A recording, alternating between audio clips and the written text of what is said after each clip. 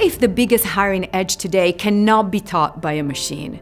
With AI at our fingertips, we can draft board memos, screen thousands of resumes, and predict market trends in seconds.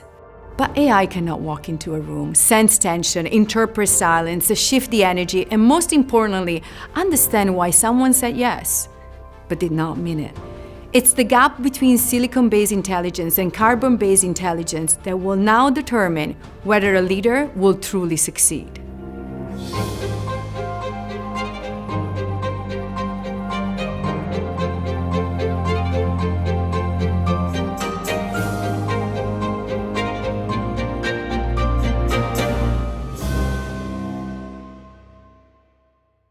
I'm Elisabetta Bartoloni, and this is my Oxford Talk. If you clicked on this video thinking that this talk is about surviving the evolution, you can click away, because it's not. I'm here to talk about how to succeed and lead in a world where technology keeps evolving. And I will give you access to a tool, which will help you get there faster. We are living through a profound shift. Once upon a time, knowing more, working harder, and analyze faster used to set leaders apart. And now, all of this is one prompt away. Knowledge has been democratized. Output has been automated. So the question is, what makes you different as a leader? Well, it's a set of skills known for decades as soft skills. Empathy, adaptability, cultural awareness. Because it's not just what you know, but it's who you are when the information stops helping. It's how you connect, how you adapt, how to lead through ambiguity. Today, those skills aren't soft, they're solid. They're the new competitive edge. Technology can copy skills, but it cannot copy connection. It cannot build trust, and leadership without trust is an empty title.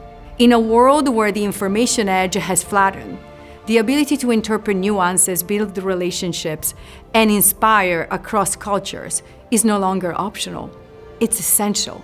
And it's there where cultural intelligence becomes the real differentiator. In my world, the world of executive recruitment, we long have talked about cultural fit. But let's be clear. Cultural fit is about aligning yourself with what already exists, slipping into the established mold. But fit is about joining. Cultural intelligence is about leading. It's about reading the room, even when the room is virtual and filled with people from 5 different time zones. It's about knowing how to make decisions when the data stop talking. It's about seeing the invisible. And as technology advances, this becomes more valuable, not less. So if cultural intelligence is about leading, the real question is, how do we define it? For me, the answer is captured in a framework I call the Leadership Compass. The Leadership Compass is a tool that will guide you when the map runs out and uncertainty takes over. North is perception. Can you sense the undercurrents, the word unsaid? South is resilience. Can you stand steady even when everything shakes? East is adaptability. Can you adjust your pace across cultures and borders? And West is trust. Can you earn it quickly, even with those that are not like you?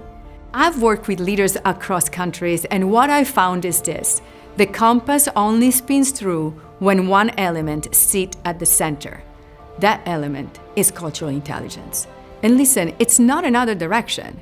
It's the axis, the force that aligns all 4. At its core, cultural intelligence comes down to judgment and character. Because adaptability without judgment, that's recklessness. Trust without character, that's manipulation. Perception without judgment, well, that's paranoia. Resilience without character, that's stubbornness. Judgment and character turns the compass into a guide. And that's the foundation of future leadership. We have all watched leaders stumble when they lack that compass. Think about a family Christmas dinner. One person takes silence as agreement, another as quiet rebellion. Same moment, 2 opposite readings. That's cultural intelligence even at our dinner table. Now, scale it up.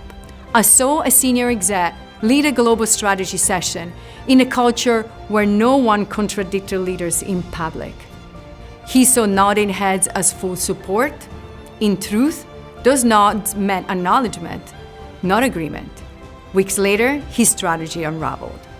Or picture a fast-paced American leader who brought a New York urgency into a culture that prized consensus. He thought he was driving progress. They thought he was bulldozing their process. Momentum died, not because of the numbers, but because of the misread.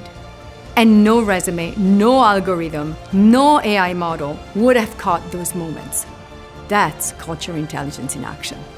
Technology will keep evolving, faster, smarter, everywhere. But the true evolution of leadership? That will always be human. If you want to future-proof your career, don't chase the machine. Build a compass, strengthen the axis, and step into the role AI will never play. The role who makes meaning out of complexity and humanity out of change.